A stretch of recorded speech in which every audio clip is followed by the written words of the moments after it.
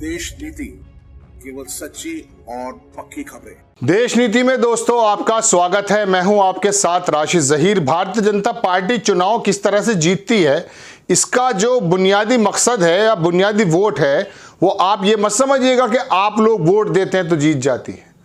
Vote bank में तो किस प्रकार से धर्म की चाशनी, धर्म का चस्का लगा करके भारतीय जनता पार्टी ने अपने वोट को साधा है, ये पूरा जमाना जानता है। लेकिन एक चीज और भी है, ईवीएम भी नहीं। ईवीएम के बारे में जिक्र चलता है, लेकिन मैं चंडीगढ़ चुनाव की तरफ लेकर चलना चाहता हूं। वहां पर दर्शकों, मेयर जो है भारतीय जनता पार्टी का जीत गया, जबकि उसके पास सिर्फ और सिर्फ 14 वोटें थी और विपक्षियों के पास 20 वोटें थी। 35 पार्षदों की उस मंडल में, उस चंडीगढ़ जो है, जो कह सकते हैं म्यूनिसिपैलिटी में, सिर्फ 35-36 पार्षद हैं। 20 पार्षद आम आदमी पार्टी और कांग्रेस को मिला करके हैं। उनकी पहले से ही ये तय हो चुका था कि 13 उनके और 7 उनके डिप्टी मेयर कांग्रेस का हो जाएगा और मेयर जो है वो आम आदमी पार्टी का होगा। लेकिन नहीं, सोच ली मैंने, मगर कुछ और ही तदबीर हैं। तो बहरहाल भारतीय जनता पार्टी ने किया यूं कि वहां पर उनका जो कैंडिडेट है वो जीत गया। हुआ ये है, 8 लोगों को अमान्य घोषित कर दिया है। अब पीठासीन अधिकारी, चुनाव आयोग इस पर जो है भागते रहिए। रामपुर का इलेक्शन पूरे देश ने देखा था, कुछ खबर है? ऐसे वीडियो वहां मौजूद हैं जो सोशल मीडिया पे ट्रेंड हुए और लोकल रामपुर के वकीलों ने हाई कोर्ट वगैरह में अपनी अर्जियां भी लगाई। लेकिन समय गुजरता जाएगा साहब, दुनिया ने देखा कि पुलिस वालों ने मुस्लिम वोटर्स को निकलने भी नहीं दिया। लाठीचार्ज हुआ, लाठीचार्ज इन द सेंस लाठियां भांजी गई और किसी प्रकार से तशद्दुद किया गया। चुनाव जीत लिया गया। ज्यादातर वोट आजम खां की, ज्यादातर वोट मुसलमान वर्ग की। लेकिन हुआ क्या? भारतीय जनता पार्टी का जीत गया। तो वो जब चाहे तंत्र का इस्तेमाल करके जीत सकते हैं। आप देखें, बहुत सारे लोगों ने छापी है इस खबर को। इस खबर के अंदर हुआ यूं है दर्शकों, न्यूज़ 18 ने भी छाप दिया है, लेकिन बड़े तरीके से छापते हैं ये। इनका कहना यह है कि साहब, चंडीगढ़ के अंदर जो है बहुत सारे लोगों ने जो छापा, उसमें से एक खबर मुझे अच्छी ये लगी कि मैं आपको ये दिखाऊं कि किस प्रकार से जो है भारतीय जनता पार्टी ने वहाँ अपना खेला खेला है। देखें आप, ये बेसिकली अखबार तो थोड़ा आप हरी भूमि है, लेकिन इसने बड़ी विस्तार से छापी। दैनिक भास्कर ने छापा, जनसत्ता ने छापा, लेकिन इसकी खबर मुझे समझ में आई। बीजेपी के खिलाफ आप कांग्रेस का दाव फेल, बीजेपी ने जीता मेयर चुनाव। कैसे जीत लिया? चंडीगढ़ मेयर चुनाव के नतीजे घोषित किए जा चुके हैं। इस चुनाव में भारतीय जनता पार्टी की जीत हुई। मनोज सोनकर बने चंडीगढ़ के नए मेयर। कांग्रेस आम आदमी पार्टी गठबंधन की करारी शिकस्त हो गई है। भगवा पार्टी का मुकाबला आम आदमी पार्टी और कांग्रेस गठबंधन के साथ था। चुनाव चंडीगढ़ नगर निगम सेक्टर 17 के विधानसभा हॉल में हुआ। वरिष्ठ उप और उप महापौर पदों के लिए चुनाव एक साथ हुए। मेयर चुनाव के बीच में ये तमाम लंबी बातें हैं, छोटी मैं करके बताता हूं।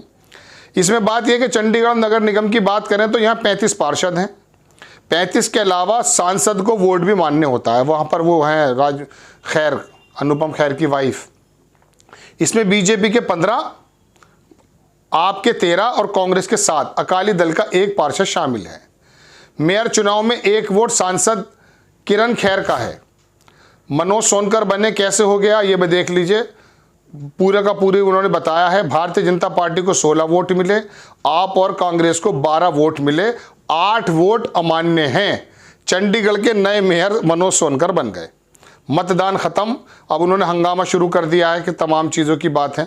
बहरहाल दर्शकों, बात यह है कि 8 लोगों को अमान्य घोषित कर दिया। इसके अंदर ज़्यादातर अंदाज़ा कर सकते हैं किन लोगों के होंगे। भाई 14-15 सांसद, पार्षद जो, सॉरी मैं सांसद निकल गया, पार्षद जो हैं वो भारतीय जनता पार्टी के, तो उनको तो 16 मिल गए, तो लगभग उनके पूरे हो गए। एक जो है सांसद ने वोट डाल दी। लेकिन अब बाकी जो 20 लोग हैं उनमें से जो है 12 वोट उनको मिले हैं।